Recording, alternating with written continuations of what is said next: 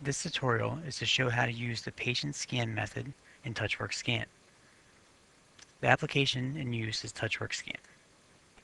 If you do not currently have a login for TouchWorks Scan, you'll want to contact our service desk.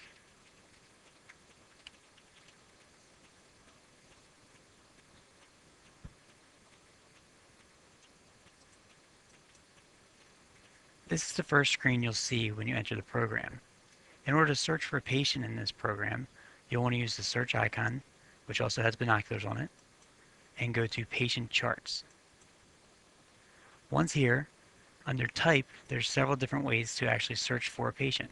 There's Name, MRN, Date of Birth, Other, which is your medical record number from the Meditech system, not MISIS, Phone, and Social Security number. Barcode and Other are not options. We're going to use Name, and the patient we're going to use for this example is Allscripts Ben. I'm just going to type the beginning of the last name and the beginning of the first name. You don't need to use any asterisks here or type the entire name in order to search. By me searching with such a small amount of the name, it's going to bring back a lot of options. By expanding this window, you can see more than just the patient name. You can see the chart number, which is actually their MISIS MRN, Social Security number, and date of birth, so you can ensure you're selecting the correct patient. Right now we want to select Ben Allscripts. On the left side of the screen you'll see there's a demographics portion of the screen, and this is not a place where you can update or change any of the information for this patient. It's merely a display so you know you're on the correct patient. The next window over is where you'll see the patient's chart. If it's blank like mine is now, you'll want to use this blue check and associate your group with this patient. Most people are not going to have more than one group, so you'll only see your group number in here. Once we put up the chart, you'll see there's many folders, some yellow, some gray. The first time you scan this patient, every folder here will be gray. What the yellow folders represent is there's documents in those folders. So if we click on insurance card right now, we'll see the documents that are in the insurance card folder over here on the right hand pane. The numbers next to insurance card tell us there's 2 documents with a total of 2 pages, and you can see each one of these 2 documents have 1 page. The folder above that registration, it's half yellow because it's showing us that there are documents in the folders underneath the registration folder. These header folders we do not scan to because anything scanned in these folders is not going to show up into the TouchWorks application for the physician to see. Only things in these folders where it has actual names of document types will be seen in TouchWorks. There's an additional folder called Archives. This folder again will not be seen in TouchWorks, but what it allows us to do is scan in a number of documents for a particular patient or a patient's chart, and we can hold those documents there until we index or move them into the correct folder for that patient. So right now we're going to scan a few documents into this archive folder and see how we can move them to the correct folder for that patient. So with this archive folder being highlighted, we're going to come down to Scan at the bottom of the screen.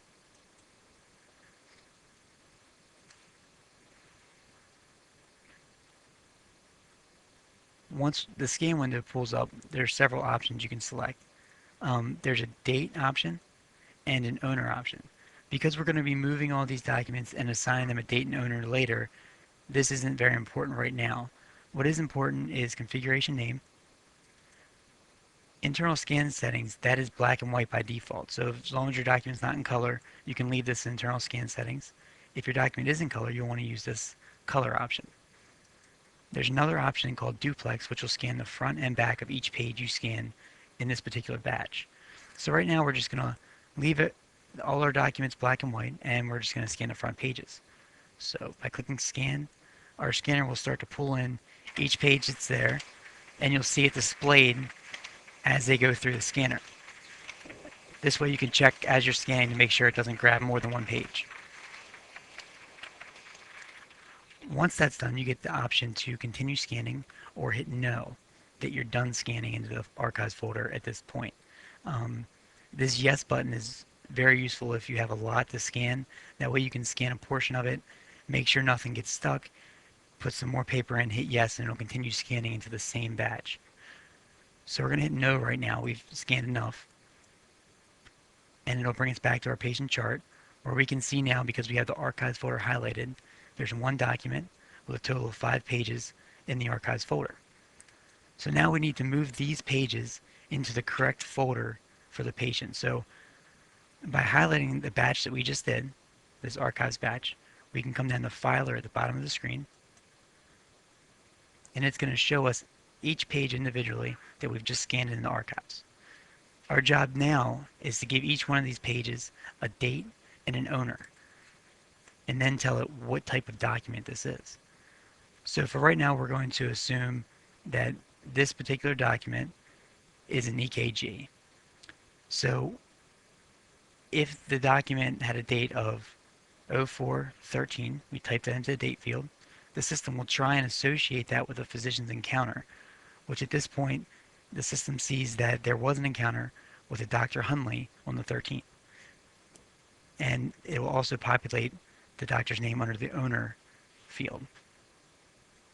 So now that we have a date and owner, we need to go to our tab, which has EKG in it. In this case, it would be our cardiology tab, and select EKG. At that point, that document has just moved to the EKG folder.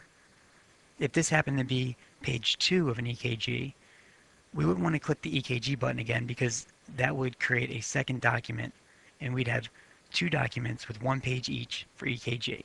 What we really want to have is 1 document with 2 pages. In order to do that, we use this EKG page 2 button. It works as a stapler and will keep those documents together. We would go through the rest of this and give each page its own date and make sure the owner is correct for whose document this is. So if this was again 4/13/2009 and Dr. Hunley, and it was a Holter monitor, we can click that and it will file it away.